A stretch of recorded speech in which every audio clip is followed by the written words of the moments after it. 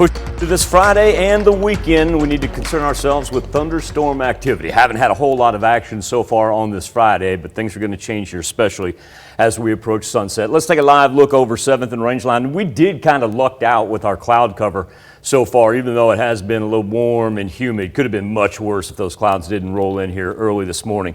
Do want to point out too, the wind has not given up on us. It's coming in from the south in Joplin at 20 miles per hour. And even though that humidity is a little deceiving, you go, it's below 60%. Well, it's just kind of been lingering. It's not going to have much of a downturn here for the afternoon. Well, let's talk about that wind. We haven't seen the shift. Of course, when you notice that, that's when you're going to say, the storms are coming. But we've been pretty consistent rolling in from the southwest right now at about 15 to 20 miles per hour. Far left-hand portion of your screen, that's where we see that low pressure beginning to form. Yet it really even hasn't made its way to Wichita here at the noon hour.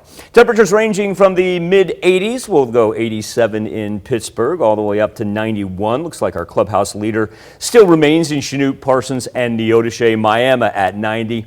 And a little bit better down in the eastern edge of southwest Missouri right there. Cassville and Monette able to just sit there at a very comfortable 85 degrees. Now, as far as the jet stream goes, we have seen it drop a little bit. And what I mean by that is right here, right over Kansas City. It's making a little southeasterly push. And in case you weren't up with us early enough to know what went on in KC, it was an absolute mess up there. Now, what they've got as far as watches and warnings, we'll go ahead and start with them because they've got the flooding. We'll come back to the heat here in a second, but they've got flash flood watches and warnings. That's going to be the lighter green into the darker green. And it does encompass 4 of our counties on our far northern edge of the 4 states.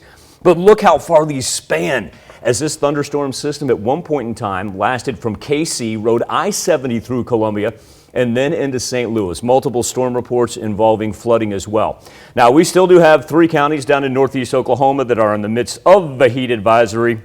We all know by this time of year, you don't have to be indicated in the orange to know it can get a little bit muggy out there as far as what we're putting up with. But as we look at just our radar here at the noon hour, we really don't have any thing to worry about. Everything's still sitting off to the west. Now, we know everything's going to generate out here. That's where we saw that low pressure system. Say, that was sitting about right there. Well, nothing's popped up as of yet. So really, we're going to have a nice beginning to the afternoon and should be able to make it into the evening unscathed. Our temperatures, not going to see a whole lot of movement.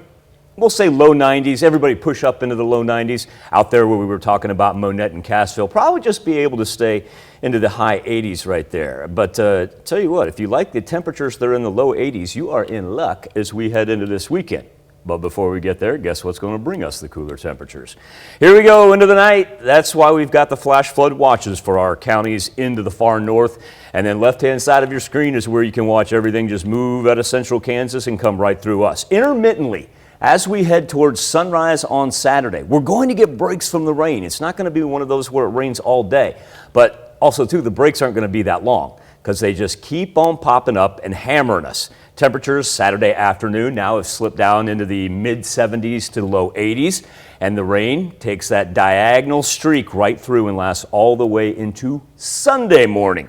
Going to be a wet weekend. Now, our greatest threat for tonight is going to be heavy rain, high wind on that Pittsburgh to Rolla line. And then for tomorrow, or Sunday, for Sunday, it's just simply trying to stay dry.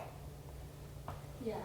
No kidding there. But those temperatures next week as we head toward 4th of July weekend, low 80s, hard to beat. Digging that in the 80s. We'll take that.